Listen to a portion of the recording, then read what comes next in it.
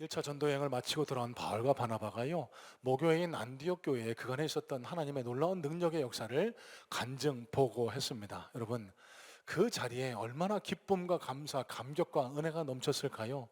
여러분, 우리가 큰 기쁨, 큰 은혜를 누렸던 그때와 동일하게 이 안디옥 교회도 사도 바울과 바나바의 그 놀라운 전도 여행 보고로 인해서 한 마음 한 뜻 되고 감사와 감격이 넘치는 그런 은혜가 있었습니다. 그런데 어느 날 느닷없이 저 예루살렘으로부터 온 몇몇 거짓 선지자들, 이 사람들의 거짓된 그릇된 가르침 때문에 교회 안에 편지 풍파가 일어나게 되는데요. 그 내용은 너희가, 이방인인 너희가 그냥 복음으로만 구원받는 게 아니다, 예수 믿는다라고 다 천국 가는 게 아니다, 할례를 받아야 하고 모세의 율법을 다 지켜야만 너희가 천국 갈 수 있다라는 그릇된 가르침 때문에 혹여라도 자신들의 구원을 의심했던 이 안디옥 교회 성도들은요, 이 사실을 확인하기 위해 바울과 바나바 그리고 몇몇 대표를 모교회인 예루살렘 교회로 보내서 판결을 받아오도록 했습니다. 자, 여러분, 지난주에 나눈 말씀인데요, 이 와중에 바울과 바나바의 인품, 인격, 신앙의 그릇이 얼마나 넓었는가를 지난주 함께 살펴보게 됐는데요, 여러분, 바울과 바나바 입장에서는 서운할 수 있습니다. 담임 목사였던 자신들을 믿지 못하고 저 유대로부터, 예루살렘으로부터 온 몇몇 사람들의 가르침에 마음이 동요돼서 저 예루살렘에 가서 판결을 받아오세요, 여러분, 일견 속상하고 자존심 상할 수 있는 일이 아닐 수 없습니다. 하지만 바울과 바나바는요, 이 안디옥 교회 성도들을 향한 요만큼의 감정 찌꺼기도 남겨놓지 않았는데요, 어떻게 할 수 있을까요?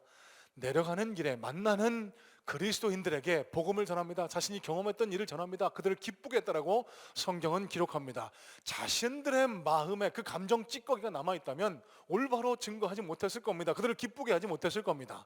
이 사실을 통해서 바울과 바나바가 우리는 짐작하기 어려운 큰 인품, 큰 신앙의 그릇을 가진 그런 훌륭한 그리스도인이었다라는 사실을 우리는 깨닫게 되었습니다. 예루살렘 교회에 도착한 바울이요, 큰 환대를 받거든요.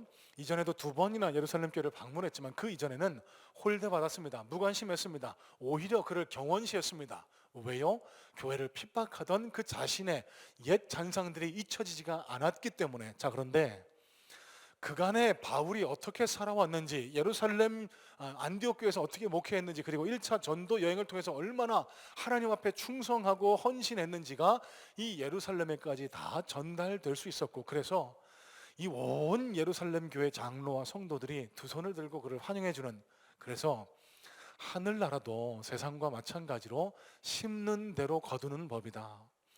내가 하나님 앞에 심은 대로 세상은 하나 심으면 하다 거두지만 하나님 앞에 하나 심으면 하나님은 10배, 100배, 1000배의 결실을 맺게 하신다는 사실을 함께 생각해 보았습니다. 자, 이제 예루살렘에 도착한 바울과 바나바를 중심으로 제1차 예루살렘 공회의에서 일어났던 일을 함께 살펴보게 될 텐데요, 오늘 말씀을 통해 하나님께서는 오늘 살아가는 저와 여러분들에게 어떤 교훈, 우리 성문교회에는 어떤 하나님 나라의 교훈을 전달하기 원하실까, 말씀을 중심으로 함께 은혜 나눠보기를 소망합니다. 자, 먼저 6절 말씀 눈으로 한번 다시 보시기 바랍니다. 6절입니다.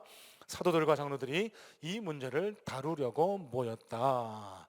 세번역 성경으로 읽어봐 드렸습니다. 여러분, 마음 상할 수 있었지만 바울과 바나바는 일말의 감정 찌꺼기를 남기지 않고 예루살렘에 도착하게 되었습니다. 자, 그럴 때 이 예루살렘 교회는요, 안디옥 교회를 편지 풍파로 몰아넣었던 이 할례권, 그러니까 이방인인 그들에게 할례가 있어야만, 할례가 집행되어야만 그들에게도 구원이 주어진다라는 이 민감한 문제를 놓고 온 교회의 대표들, 그래서 이 문제에 대한 판결을 내리도록 회의를 소집합니다. 그것이 역사적인 제1차 예루살렘 공회의였습니다. 자, 여러분, 이 예루살렘 1차 공회의에 어떤 일이 일어났을까? 자, 먼저 5절 말씀 다시 한번 보시기 바랍니다. 5절입니다. 바리새파 중에 어떤 믿는 사람이 일어나 말하되 이방인에게 할례를 행하고 모세 율법을 지키라 명하는 것이 마땅하다 하니라. 자, 여러분 여기 기록된 말씀 중에 일어났다라고 사용된 이 단어가요, 헬라 원어로 엑사니스테미라는 단어가 쓰였는데요, 벌떡 일어나다라는 의미를 지닙니다. 그러니까 어떤 사람의 돌발적인 행동을 가리킬 때 사용됐던 단어거든요. 자, 여러분 이 장면을 한번 머릿속으로 그려보시기 바랍니다. 바울과 바나바를 중심으로 회의가 소집됐습니다. 그래서 이 할례 문제를 놓고 논의를 하기 시작하는데, 제일 먼저 바울과 바나바가 그동안 자신들에게 있었던 일을 증언하기 시작하는 거예요. 여보세요, 우리가 안디옥 교회, 그러니까 이방인들에게 복음을 전했더니 이 사람들에게도 성령이 임합니다. 복음을 전했더니 믿고 예수를 믿게 됩니다. 이것보다 더 강력한 증거가 어디 있겠습니까? 우리가 1차 전도여행을 다녀왔습니다. 저 루스드라로, 비시디아 안디옥으로, 바보로, 버가로 그렇게 전도여행을 다녀봤는데, 이방인인 저들에게 십자가 복음을 전했더니 그들에게도 성령이 임하고 믿고 주께로 들어오는 이런 놀라운 역사가 일어납니다. 그러니 할례 받아야만 구원받는 건 아니지 않겠습니까? 바울과 바나바가 주장을 했습니다. 자, 그때 갑자기 이곳저곳에서 많은 사람들이 일어났던 거예요. 여러분 여기 사용된 단어는 복수형입니다. 바리새파 유대인들, 그러니까 이전에 유대교를 믿던 많은 유대인들이 벌떡벌떡 갑자기 일어나서 그들을 비난하기 시작한 겁니다. 아니 너희들이 뭘 한다고? 니들이 율법을 알아? 니들이 어떻게 이방인들에게 그냥 믿어서 천국 간다라고 가르쳐? 아니야, 할례 받아야 돼. 할례 없으면 구원 없어. 그리고 모세 율법을 지켜야지. 어떻게 믿어서 그렇게 천국을 가? 그럼 아무나 개나 소나 다 천국 가지. 여러분 잘 한번 생각해 보시기 바랍니다. 바울과 바나바가 생명을 걸고 지켜왔던 복음의 본질, 그리고 자신들이 복음의 현장에서 경험했던 이방인들에게 임한 구원, 그 구원의 근간, 복음의 핵심이 와르르 무너질 수 있는 위기의 순간이 찾아왔던 것입니다. 여러분 안디옥 교회뿐만 아니라 예루살렘 교회에도 이 할례 구원 문제를 놓고 또 교회가, 성도끼리 다투는 편지 풍파가 일어날 수 있는 안타까운 상황이 발생되게 된 거예요. 자, 여러분 성경을 살펴보시면 아시겠지만 이렇게 서로 들썩들썩 서로 내가 맞다 네가 맞다 주장하고 서로가 변론하고 다툼이 있을 때 이 사태를 잠잠하게 만든 주체 사람들이 있습니다. 누구라고 성경은 기록하죠? 사도들.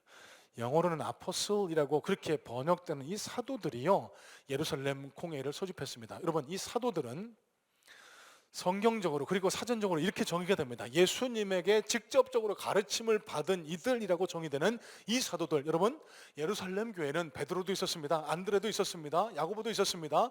그래서 이 예수님의 직계 제자들이 있었던 예루살렘 교회였기 때문에 안디옥 교회가 그 사도들의 권위를 인정해서 우리끼리는 판결을 내릴 수 없는 이 할례 구원의 문제를 한번 살펴보고자, 판결받고자 그 바울과 바나바와 대표를 보내는 거였고요. 이 바울과 바나바가 오자마자 사도들은 예루살렘 공회를 소집했고, 이 사람 저 사람 하는 얘기 주장들을 각각 들어본 이후에 사도들이 이 문제에 대해서 정확한 판결을 내렸고요. 그래서 사도들의 판결 이후에는 아무도 그 판결에 대해서 이의를 제기하거나 반대를 표하지 않는, 여러분 이 예루살렘 공회에 제기된 이 민감한 문제, 할례 구원의 문제, 누구 때문에 해결됐다고요? 사도들. 자, 그러면 이 사도들이 과연 어떤 존재들인지 살펴보지 않을 수가 없습니다. 여러분 앞서 말씀드렸지만 사도들은요, 예수님과 함께 동고동락했던 예수님의 직접 제자들입니다. 직계 제자들입니다. 예수님의 12제자를 제외한, 예수님의 12제자를 포함한 그 중에서 가룟 유다가 스스로 목매달아 죽게 되죠. 마띠아가 보선을 통해서 선출되게 됩니다. 그리고 성경을 보시면 바울도 사도라고 불리게 되는데, 이 이유는 다메섹 도상에서 직접 예수님을 체험했다라고 해서 사도들의 공증을 통해서 그도 사도라고 그렇게 인정, 호칭을 받게 된 겁니다. 자, 어쨌든 이 사도들은요, 특별히 후일 사도로 불림받게 된 사도 바울을 제외하고는 예수님과 함께 3년 반을 동고동락했던 예수님의 직계 제자들입니다. 자, 여러분 이 사람들의 특징을, 이 사람들이 어떤 사람이었는지를 잘 한번 생각해 보시기 바랍니다. 여러분 가진 것 없었어요. 대부분 다 갈릴리 어부, 무식한 빈민 출신들이었습니다. 이 사람들에게는요, 사도들에게는요, 공권력이 없었습니다. 당시 로마 총독은요, 재판권도 있었고 사법권도 있었고 행정권도 있었기 때문에 그의 말 한마디로 사람의 목숨이 왔다 갔다 할 수 있는, 진짜 나는 새도 떨어뜨릴 만한 그런 권력, 권세를 지녔던 사람이 로마 총독 아닙니까? 여러분, 사도들이 이런 권력을 가졌나요? 아니요. 배운 게 있습니까? 아니요. 가진 게 있나요? 아니요. 세상적으로 볼 때는 아무것도 내세울 것 없는 보잘것없는 존재, 보잘것없는 존재 중에 보잘것없는 존재가 바로 이 사도들이었다는 사실입니다. 그런데 왜, 어떻게 이 사도들이 이런 놀라운 공신력, 공권력, 권위를 지닐 수 있었을까? 딱 하나입니다. 여러분, 사도들의 권위는 그들 자신들로부터 나오지 않았습니다. 그 한 사람 한 사람이 잘나고 많이 가지고 많이 배워서 사도로 인정받고 많은 사람들이 인정한 게 아니라는 사실이에요. 그 사도들이 가졌던 권위의 출처는 오직 하나, 예수 그리스도. 예수님과 얼마나 가까웠냐. 저 사람들은 예수님과 3년 반을 가까이 있었던 분들이지, 예수님으로부터 직접 배웠던 분들이지, 이걸 많은 사람들이 인정했고, 그래서 사도들의 가르침과 사도들의 판결에 아무도 반의를 제지하거나 반대할 그런 명분을 찾지 못했던 겁니다. 자, 사도행전 1장 21절 22절 말씀을 보시면은요, 가룟 유다가 스스로 목매달아 배가 터져 창자가 터져 죽고 난 이후에 새로운 사도를 선출하는 장면의 기록이 남아 있습니다. 자, 이 장면에 사도의 자격과 조건을 명확하게 성경은 밝혀주고 있는 거예요. 사도행전 1장 21절 22절 말씀 한번 보겠습니다. 요한의 세례로부터 우리 가운데서 올려져 가신 날까지 주 예수께서 우리 가운데 출입하실 때에 항상 우리와 함께 다니던 사람 중에 하나를 세워 우리와 더불어 예수께서 부활하심을 증언할 사람이 되게 하여야 하리라. 여러분, 잘 한번 보세요. 이력서 받아서 학력이 어떤지, 재산 정도가 어떤지, 사회에서 어떤 사명을 감당하고 있는지 보자. 여러분, 이런 얘기 한마디도 없습니다. 사도의 자격과 조건 오직 한 가지만 가리키고 있습니다. 그게 뭐죠? 예수와 함께 한 자, 예수와 함께 한 자, 예수와 함께 한 자. 여러분, 사도의 조건, 온 교회를 다스리고 온 교회 질서를 확립해 나가고 하나님으로부터 획득된 권위를 발휘할 수 있는 그 사도의 존재, 그들의 자격 조건은요, 다른 게 아닙니다. 세속적인 조건이 아니에요. 주님과 얼마나 가까이 있었느냐, 주님과 함께 있었느냐, 그렇지 않느냐. 여러분, 이 사도들은요, 예수님과 3년 반을 동고동락했습니다. 물론 예수님의 십자가 사건 앞에서 두려움에 떨며 갈릴리 바닷가로 뿔뿔이 흩어졌던 사람들이 사도들입니다. 하지만 예수님이 하나하나 다시 찾아오셔서 그를 불러주셨죠. 그러면서 40일간도 함께 했고요, 부활하신 예수님과도 함께 했고 예수님의 승천도 함께 했습니다. 예수님이 승천하신 이후에는 홀로 됐네요? 아닙니다, 여러분. 마가의 다락방에서 기도하고 있을 때 예수님이 약속하신 성령님을 그들에게 보내주심으로 말미암아 삼위일체 중에 한 분이신 성령 하나님으로 인해 날마다 항상 주님과 예수님과 함께 했던 사람들, 이런 존재가 바로 사도들이었고, 그랬기에 이 사도들의 권위는 교회에서 거부할 수 없는, 교회에서 무시할 수 없는, 교회에서 감히 반기를 덜 수 없는 하나님으로부터 획득된 권위를 지닐 수 있었다는 사실입니다. 여러분, 여기서 우리가 놓치지 말고 새겨야 할, 배워야 할, 가슴에 새겨야 할 하나님 나라의 법칙, 교훈, 프린시플, 원칙을 우리는 얻게 됩니다. 자막 보여주실래요? 제가 어떤 목사님으로부터 전해 들은 이야기입니다. 로드십이 리더십이다. 저와 양육반 혹은 제자 훈련을 하신 분들은 꼭 한 번 이상씩 들으셨을 거예요. 로드십이 리더십이다. 여러분, 로드십이라는 건 어려운 게 아닙니다. 로드가 뭐죠? 주, 크라이스트, 예수님을 가리킵니다. 로드십, 예수님 중심된 존재, 예수님을 중심으로 모시고 사는 삶. 로드십이, 리더십은 아시죠? 리더십이다. 여러분, 교회의 권위, 교회의 리더십이 세워지는 가장 원론적인 프린시플, 원칙이 바로 로드십이라는 사실입니다. 여러분, 교회에서 누가 높습니까? 담임 목사가 제일 높아요? 아니요. 여러분, 그렇게 생각하지 마세요. 하나님이 제가 여러분들의 영혼을 책임지고 말씀을 전달하는 역할을 맡았기 때문인지 늘 드리지 않습니까? 늘 말씀드리지 않습니까? 여기 강대상에서 내려가면은 여러분과 똑같은 성도 중에 한 사람에 불과할 따름입니다. 아니요, 제가 늘 이렇게 고백을 합니다. 하나님, 예수님이 지금 오늘 오셔서 우리 성문교회에 믿음 제일 좋은 사람부터 제일 안 좋은 사람까지 1등부터 뭐 1000 몇백 등, 뭐 2000 몇백 등까지 세워놨을 때 저는 과연 어디 서 있을까? 저는 늘 이렇게 고백합니다. 한 중간쯤이라도 있으면 다행이겠습니다. 아니, 목사님 그거밖에 안 돼? 시험 들지 마시고. 워낙 믿음 좋으신 분들이 많아서 말씀을 드리는 거예요. 교회 안에 리더십은 어떻게 세워질 수 있다고요? 주님과 얼마나 가까우냐. 여러분, 주님과 가까운 분이 교회 내에서 큰 자이고 리더십을 획득하는 분이심을 믿는 믿음이 있으시길 주님의 이름으로 축복합니다. 여러분, 돈 많은 분이 리더가 되는 게 아니에요. 세상에서 권력을 누리는 분이 리더가 되는 거 아니에요. 많이 배운 분이 리더가 되는 거 전혀 아니라는 사실입니다. 제가 늘 말씀을 드리죠. 제가 많은 분들로부터 제안도 받고 여러 가지 충원도 받습니다만, 제가 어떤 분의 이야기에 가장 귀를 기울일까? 제가 갖고 있는 원칙 딱 한 가지 있습니다. 주님과 가까우신 분. 어떻게 알 수 있을까요? 기도 많이 하시는 분. 제가 그래서 이런 이야기를 합니다. 어떤 문제를 가지고서라도 오십시오. 들어드리겠습니다. 듣겠습니다. 하지만 단서가 있습니다. 기도 많이 하시고 오라고. 저도 영이 있기 때문에 금방 알 수 있습니다. 아, 이분이 자기 생각, 자기 욕심으로 저에게 이런 말씀을 하시는지, 아니면 기도해보고 주님을 사랑하고 영혼을 사랑하고 교회를 사랑하는 마음에 이런 말씀을 하시는지 저도 알 수 있는 거예요. 여러분, 무슨 말씀 드리고 있는 거죠?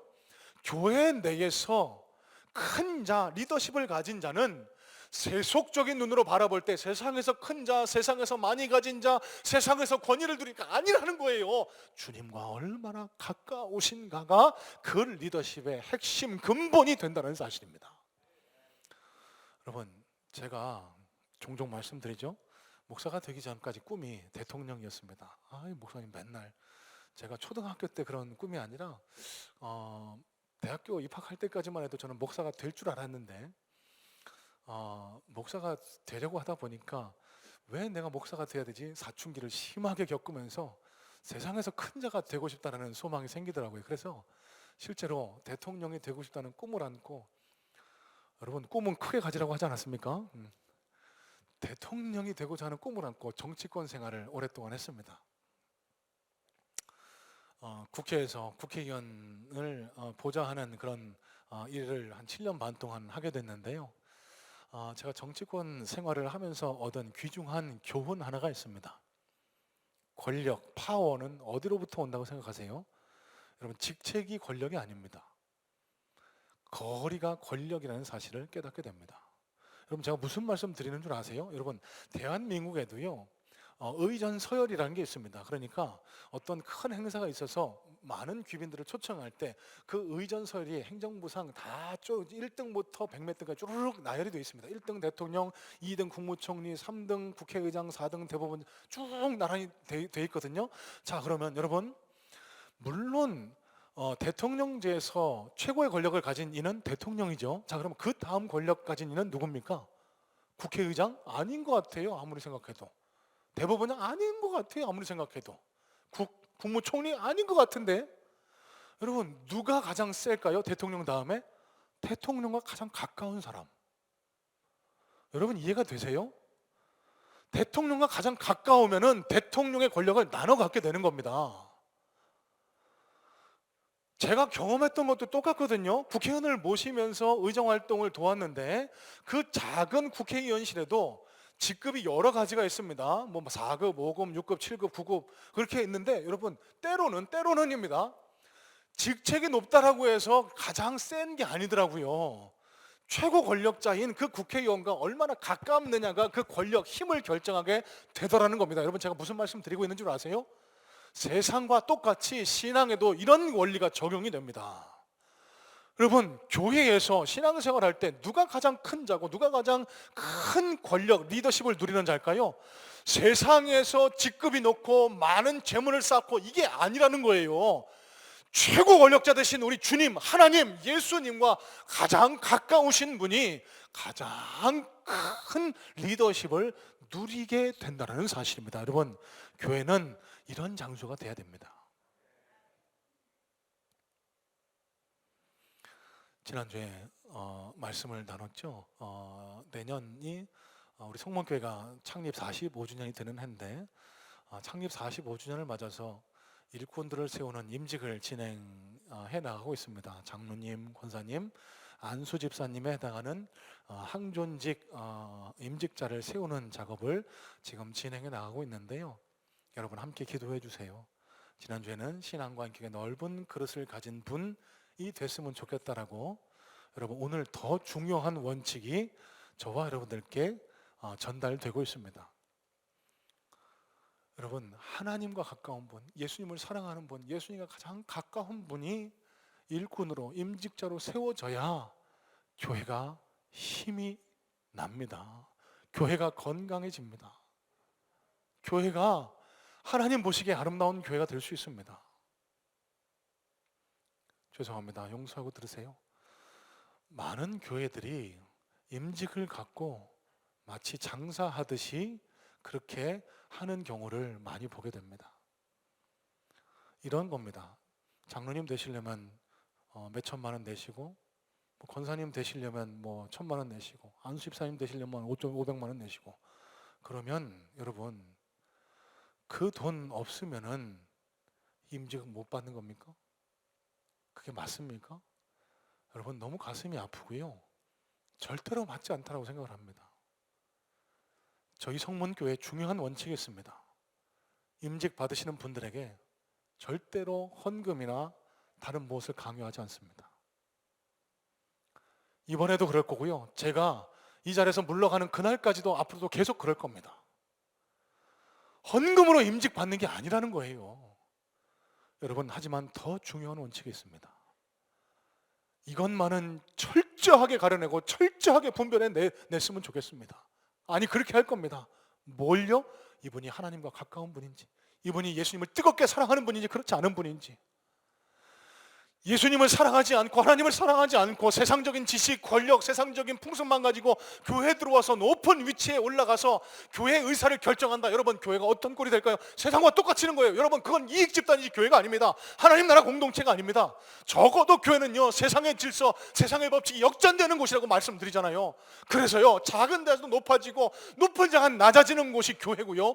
이런 원칙으로 볼 때 여러분, 임직 받으실 교회 리더는요, 반드시 갖춰야 되는 것, 주님과 가까운 주님의 제자가 될 수 있어야 된다는 사실입니다.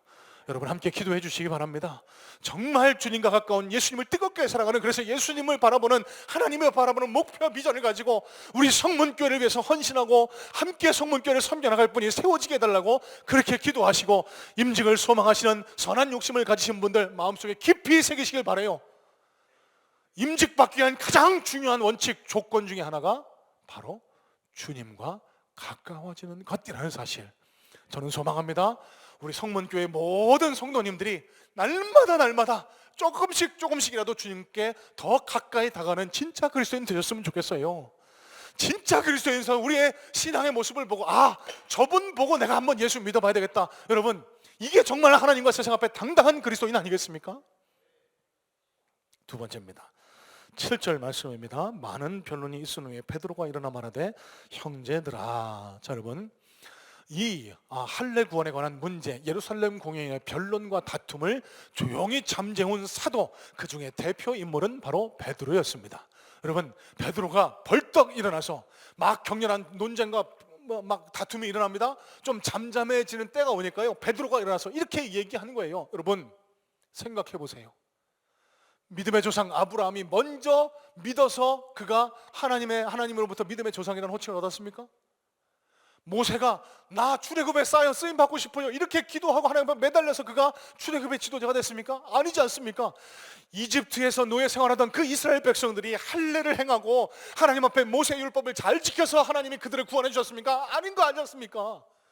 당신들도 마찬가지고 나도 그런 율법이나 할례 때문이 아닌 하나님이 우리를 먼저 사랑하시고 택해 주시고 우리를 하늘나라 백성 삼아 주셔서 우리가 구원받은 것 잘 알고 있지 않습니까? 여러분, 그러면서 베드로가 이렇게 선포를 합니다. 10절 말씀인데요, 세번역 성경으로 읽어봐 드립니다. 그런데 지금 여러분은 왜 우리 조상들이나 우리가 다 감당할 수 없던 멍에를 제자들의 목에 메워서 하나님을 시험하는 것입니까? 결론입니다. 11절. 그러나 우리는 그들이 우리와 동일하게 주 예수의 은혜로 구원받는 줄을 믿노라 하니라. 베드로의 결론입니다. 행위로, 할례로 구원받는 게 아니라 은혜로, 복음으로 믿어서 구원받는다라고 명확하고 선명하게 그 시끄럽던 예루살렘 공회를 잠잠하고 깨끗하게 결론을 냈던 겁니다. 왜요? 지난주 말씀을 나눴죠. 바울 바나바와 마찬가지로 베드로도 현장의 사람이었기 때문에 10년 전에, 지금 본문의 시점으로부터 약 10여 년 전에 가이사랴 고넬료 집안의 구원 내가 그때 체험을 했다. 이방인들에게도 할례, 율법 때문에 구원이 이루어지는 게 아니라 복음이 전해졌을 때 그들이 구원받는 것을 내가 똑똑히 눈으로 확인했다. 그러면서 결론을 지었던 거예요. 자, 여러분, 여기서 우리가 놓치지 말아야 할 중요한 한 가지 사실이 있습니다. 수주 전에 함께 나눴던 말씀인데요, 여기 초대교회의 대표격 되는 예루살렘 교회는요, 두 종류의 유대인들이 모여서 함께 신앙생활을 하고 있었습니다. 그 대표적으로 두 종류가 베드로가 속해 있는 히브리파 유대인과 바울이 속해 있는 헬라파 유대인. 자, 여러분, 역사를 조금 말씀드려야 되는데 역사 지겹죠? 여러분, 지겹다 생각하지 마시고 딱 3분 안에 끝내보려고 합니다. 잘 한번 들어보세요. 주전 722년에 아시리아로부터 북왕국 이스라엘이 멸망당합니다. 또 주전 586년에 남왕국 유다도 바벨론 때문에 멸망당하게 되거든요.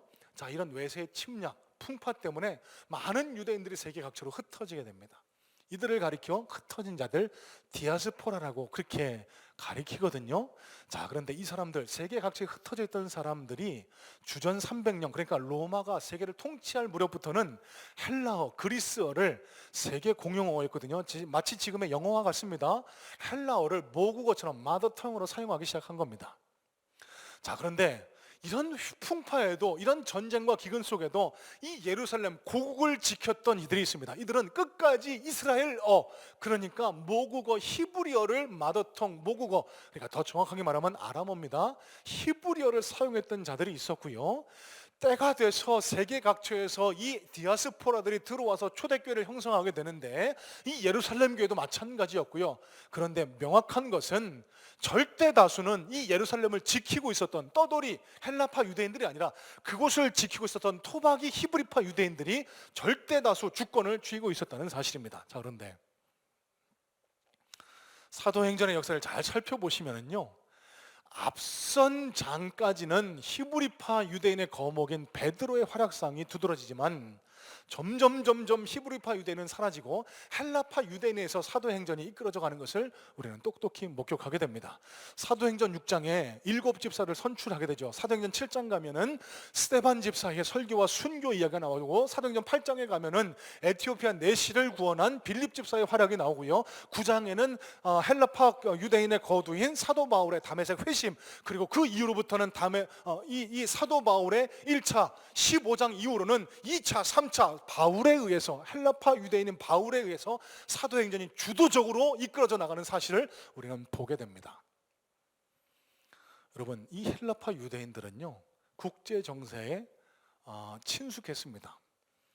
마치 해외 유학을 다녀오고 영어를 잘하고 있는 요즘 시대 젊은이들처럼, MZ세대들처럼 다른 나라 사람들과 어울리는데 어색함, 불편함도 갖지 않았고요. 그래서 세계 선교, 이방인 전도에 적합했던 인물들이 이 헬라파 유대인들이었습니다. 자, 그런데 여러분, 이렇게 보면은 어느 모로 보나 헬라파 유대인들이 이 촌 사람들에 불과한 히브리파 유대인들보다 월등해 보일 수 있습니다.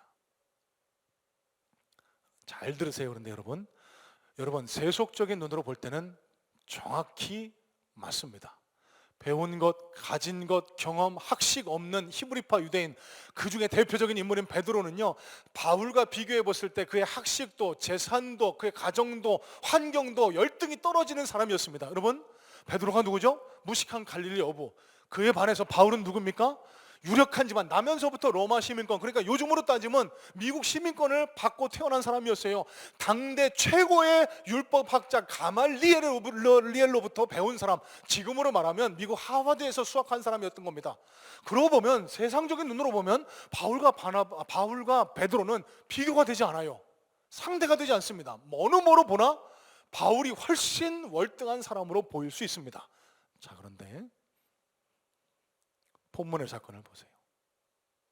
바울이 얼마나 똑똑하고 얼마나 많이 배우고 얼마나 그가 유복한 환경에서 자랐든지 간에, 그가 얼마나 뛰어났든지 간에 그 스스로는 안디옥 교회에 일어난 풍파 하나도 잠재우지 못했습니다. 안디옥 교회 성도들이 그런 거예요. 당신 많이 배운 거 압니다. 당신이 열심히 한 거 압니다. 그런데 우리는 못 믿겠습니다. 가서 저 사도들한테 판결 받아오세요. 여러분, 바울로는 그 안디옥 교회 할례구원 문제 하나 해결을 못했어요. 누구의 도움 때문에 해결됐죠? 히브리파 유대인이었던 베드로. 여러분, 이런 맥락에서 볼 때 가진 것 없고 보잘것 없고 세상적인 눈으로 볼 때는 열등해 보이는 히브리파 유대인 베드로가 없었다면 이 헬라판 유대인의 거두, 그리고 헬라파 유대인들에 의한 세계로의 복음 전파는 이루어지지 않았을 겁니다. 베드로는요, 자기보다 월등한 저 바울이 자기를 대신해서 하나님 나라 복음 행진의 주역이 되는 걸 배합하지 않았습니다. 바울이 자기보다 많이 배우고 잘난 척 한다고 해서 그를 경시하거나 그를 밀쳐내거나 그를 미워하거나 시기하거나 질투하지 않았어요. 그저 베드로는 자기의 한계 내에서 자기가 할 수 있는 주어진 환경 내에서 최선의 노력을 다한 결과 하나님은 그를 사용하셔서 헬라파의 거두 바울의 세계 선교문을 활짝 열어서 치게 하셨고, 이 히브리파 유대인 베드로가 없었던들 이 헬라파 유대인 바울의 이 위대한 복음 전도는 일어나지 못할 거라는, 여러분, 제가 무슨 말씀 드리고 싶을까요? 하나님은요, 사람의 방법으로 일하시지 않습니다. 사람의 눈으로 볼 때는 헬라파 유대인, 뭐는 보나 가진 거 많고 잘난 거 많은, 배운 거 많은 헬라파 유대인 바울이 훨씬 더 뛰어나고 이 사람만 유용해 보이지만, 하나님은 둘을 다 똑같이 사용하셔서 그 둘의 아름다운 하모니를 통해 세계 선교의 역사를 이루어가게 하셨다는 사실, 여러분, 이게 하나님의 일하시는 방법입니다.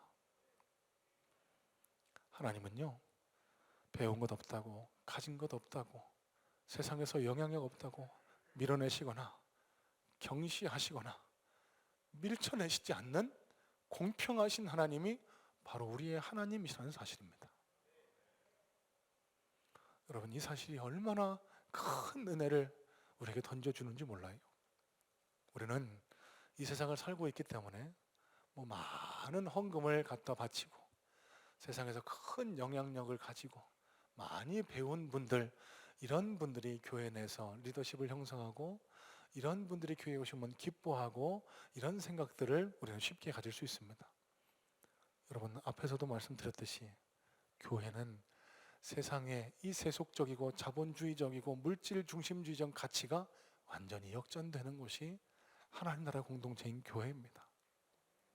하나님은 바울만 사용하신 게 아니고요, 바울을 사용하시기 위해 가진 것 없고 배운 것 없고 하나님 앞에 보잘것없는 그 베드로를 들어 사용하시면서 그 베드로와 바울을 하늘나라에서 누구에게 더 큰 상급을 주셨을까요? 물론 가봐야 합니다만 저는 확신합니다. 똑같이 그들을 안아주셨을 겁니다. 바울도 필요하고요, 베드로도 필요하다는 사실, 여러분, 이게 하나님께서 일하시는 방식이라는 겁니다.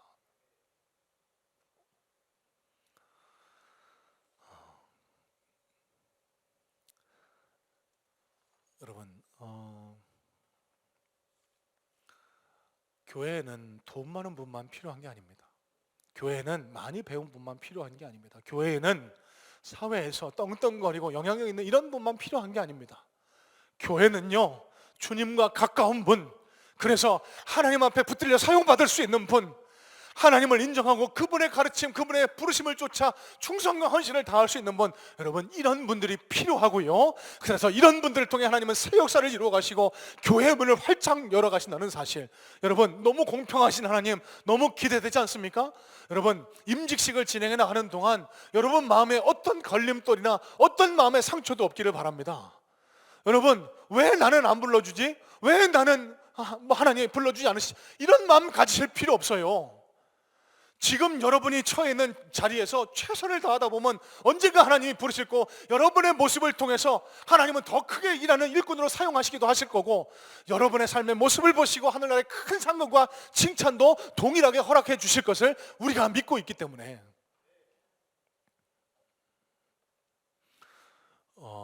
패밀리가 떴다 데이를 좀 다시 한번 깊이 생각해 봤으면 좋겠습니다. 여러분, 이 패더 데이는요, 과거 총동원 전도 주일과는 그 의미를 달리합니다. 옛날에는요, 유명한 연예인들을 불러서 많은 사람들 흥미, 호기심을 유발해서 많은 분들이 일단 교회에 출입하게 하고, 전도 많이 한 분들 교회 로비에다 상품 뭐 냉장고, 전자 뭐 렌지, 세탁기 뭐 이런 거 쌓아놓고 1등에게 이런 거 드립니다, 2등 3등 드립니다. 여러분 많이 경험해 보셨죠? 여러분, 그게 맞는 걸까요? 아니요, 저는 절대 그렇게 생각하지 않습니다.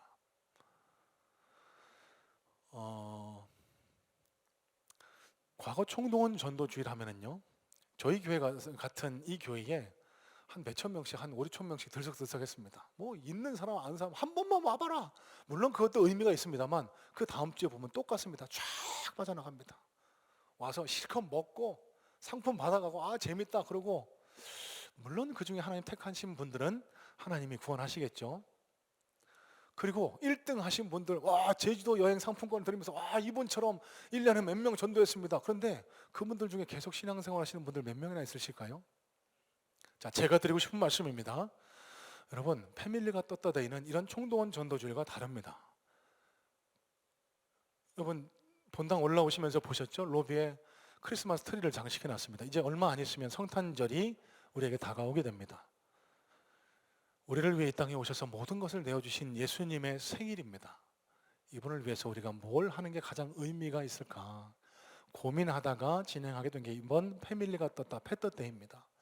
예수님이 가장 사랑하시는 영혼을 위해서 우리가 할 수 있는 최선의 노력을 작은 것이라도 정성껏 기울여 보자는 겁니다. 패더데이에 이름 적어서 이 전도해 오신 분, 내가 전도했습니다, 그래서 내가 몇 명 전도했습니다, 이런 분만 하늘에서 하나님께 칭찬받고 상급받고 영광을 누릴까요? 아니요. 여러분, 한 영혼이 주께로 돌아오는데 얼마나 많은 분들이 그분을 위해서 기도하고 전도하고 복음을 제시하고 눈물 뿌려 기도했을까요? 여러분, 저는 확신합니다. 하늘나라 가면은요, 그 한 영혼을 위해서 기도하고 헌신한 모든 것들 하나님이 100배 1000배로 되갚아 주실 겁니다.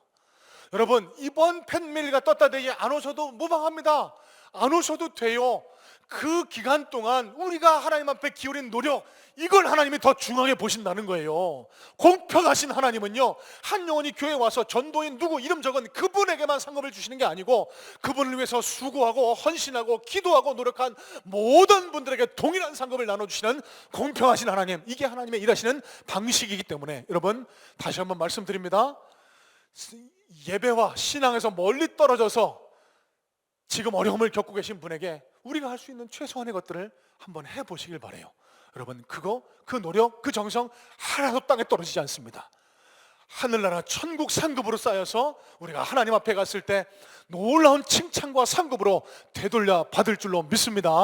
자, 여러분, 말씀을 이렇게 정리하기를 원합니다. 미국에서 목회하시는 한 목사님이요, 본인 지인 알고 계시는 한 목사님의 이야기를 이렇게 소개하시는데요, 이 목사님이 평소에 자신의 이름을 갖고 이렇게 자랑을 많이 하신대요. 내 이름을 한 번만 들으면 아무도 잊어버리는 사람이 없다고, 그리고 자기는 어떤 병에 걸려도 절대 죽지 않을 자신이 있다고, 그러면서 요한복음 11장 4절 말씀을 이야기하시는 거래요. 요한복음 11장 4절에 이런 말씀이 기록됩니다. 이 병은 죽을 병이 아니요 하나님의 영광을 위함이라. 여러분, 한번 찾아보시고, 그런데 이 목사님 이름이 이병은이시라는 겁니다. 이 병은 죽을 병이 아니요 자기는 절대 죽지 않는데요. 자, 이 이야기를 소개하신 목사님이, 이 목사님의 이름도 뇌리에 남고 이분의 유쾌하고 유머러스한 모습이 참 뇌리에 많이 남았다라고 그렇게 말씀을 하셨습니다. 자, 여러분, 오늘 댁에 가셔서 혹시 내 이름은 없나 성경책 찾아보는 분 계실 줄 모르겠어요. 여러분, 대부분 없습니다. 시간 낭비하지 마시고요, 제가 여러분들 낭망하지 마시라고 위로의 말씀을 전달하길 원합니다. 여러분, 이병은 목사님처럼 성경에 그렇게 이름이 기록되지 않으셔도 절대로 낭망하지 마세요. 성경책과는 다른 하늘나라 하나님 나라 생명책에 저와 여러분의 이름이 분명히 똑똑하게 기록되어 있습니다. 저와 여러분의 이름이 하늘나라 생명책에 기록되어 있음을 믿으시기를 주님의 이름으로 축복합니다.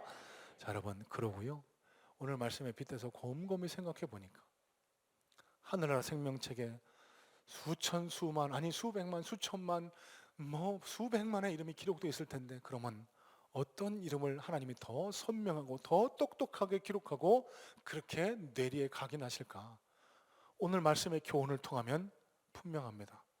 주님께로 한 발 한 발 더 가까이 나아가시는 분, 매일매일 주님께로 다가가기 위한, 비록 사단은, 세상은 우리를 넘어뜨리려고 시험하고 우리를 계속 유혹하지만 나는 예수 믿는 사람이다, 나는 하나님의 아들이다, 나는 주님의 제자다, 이 믿음을 가지고 매일매일 이 믿음의 분투를 이루어가시는 분, 그래서 주님께 매일매일 가까이 다가가시는 분의 이름이 점점 선명하게 하늘나라 생명책에 기록되리라 믿습니다. 또 내가 선 자리에서 하나님의 영광을 위해서 사용받기 위해서 지금 내가 가진 환경, 내가 가진 조건 하에서 하나님 나라를 위해서, 하나님의 영광을 위해서 그리스도의 향기를 드러내기 위해서 최선의 노력을 경주해 나가시는 분들, 이런 분들의 이름이, 성함이 하나님 나라의 하늘나라 생명책에 더 똑똑하고 더 선명하게 기록돼서 우리가 언젠가 하나님 앞에 섰을 때 잘했다, 충성된 종아, 칭찬도 하실 뿐 아니라 지금 이 나라에서, 이 땅에서 하나님의 놀라운 능력과 역사도 풍성하게 허락해 주시지 않으시겠습니까?